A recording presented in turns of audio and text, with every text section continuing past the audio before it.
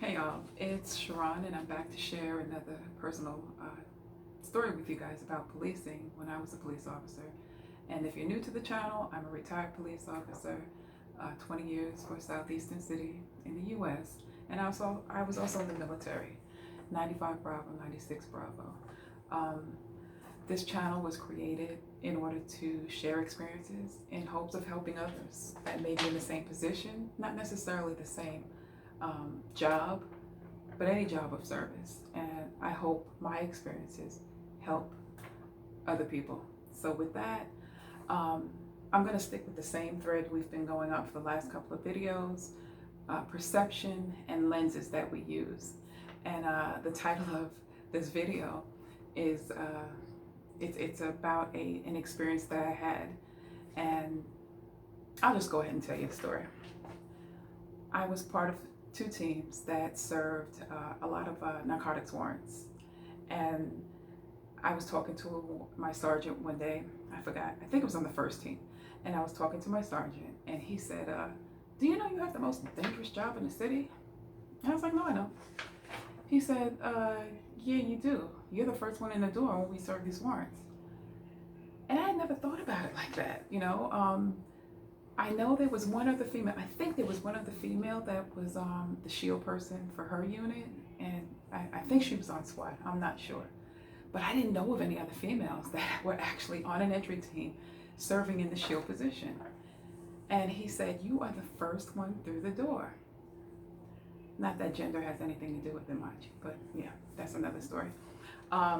And I started to think, I'm like, I don't think about it like that. I think about protecting my team, my friends. That's how I was thinking about it. He said, no, you actually have the most dangerous job in the city. Or so I thought. What do you think happened after he told me that? No, I didn't shoot anybody. Nobody got shot. Nobody got hurt, thank goodness. But the very next warrant, we're stacked up as usual. I prayed before we got into the van. We're getting ready to go. I think it was an apartment, yeah, because we had to go upstairs. And I started to think about what the sergeant said. Instead of duck walking, I'm stutter stepping. I told myself, okay, get it together, Sharon.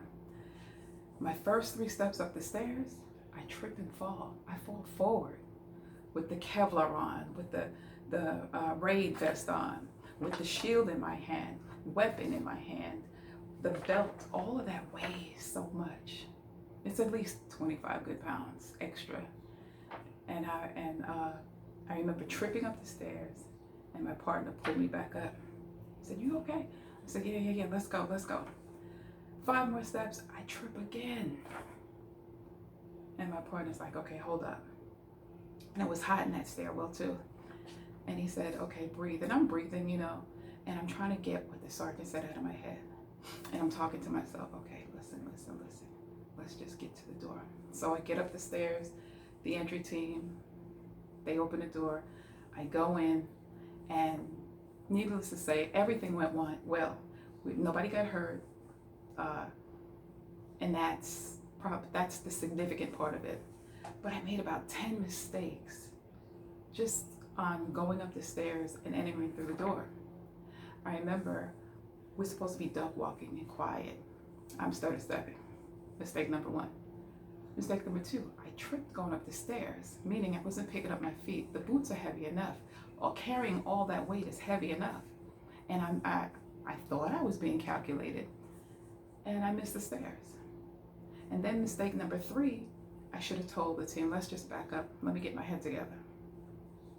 Mistake number 4, I mentioned this before. It's a technique. I don't know. It might be still called button hooking.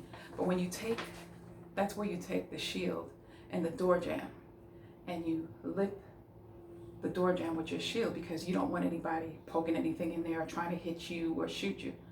I was probably like a good 6 inches from the door when I went in. Mistake number, I don't know. And the other thing, I forgot to glance up. I usually glance up just to make sure nothing's there.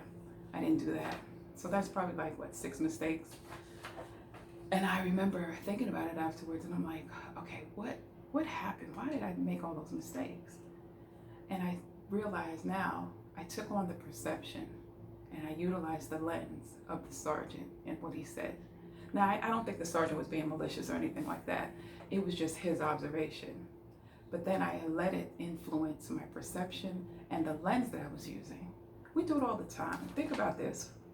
When you're watching TV and the commercials that come on, say for some kind of medicine, right? Sometimes the side effects are worse than taking the medicine. I always rebuke it.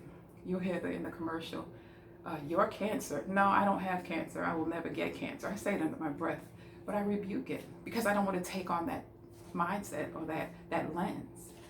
Or how about the news when you see a plane crash? God forbid, oh my goodness, it seems so, it is actually, it's terrible, right? And then you'll make the comment, because I've done it, I'm not taking any flights right about now. Not right now with these planes falling out the air. You know what I say now? No, when I get on the plane is blessed. It's going to land the way it went up. Because I'm not taking on that perception or that lens. And the media will try to feed you your identity. And a lot of that is fear-based. And I refuse. You know? So sharing that experience of being the shield, of course, the next couple of warrants, I put that to the side, what the sergeant said. And I knew, or I know, who I was taking with me. Not to say that I'm big and bad and ain't nothing gonna happen. No. Yes, I continue to train. I continue to learn as much as I could, keep myself updated. The shooting aspect of it, we're gonna talk about that.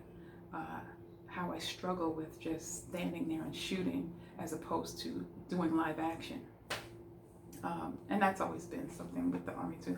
But anyway, I hope this helps someone, but did I have the most dangerous job in the city? No, I didn't. That wasn't the most dangerous job. You know what the most dangerous job was?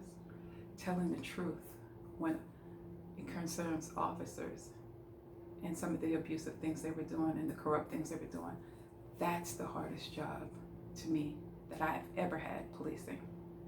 But I'll tell you about that in another video. Talk to you guys later, all right? Remember, you don't have to go through a thing to learn from it, all right? Check out our store, online store. The link is in the description. And have a safe Labor Day, you guys. Be safe. Bye-bye.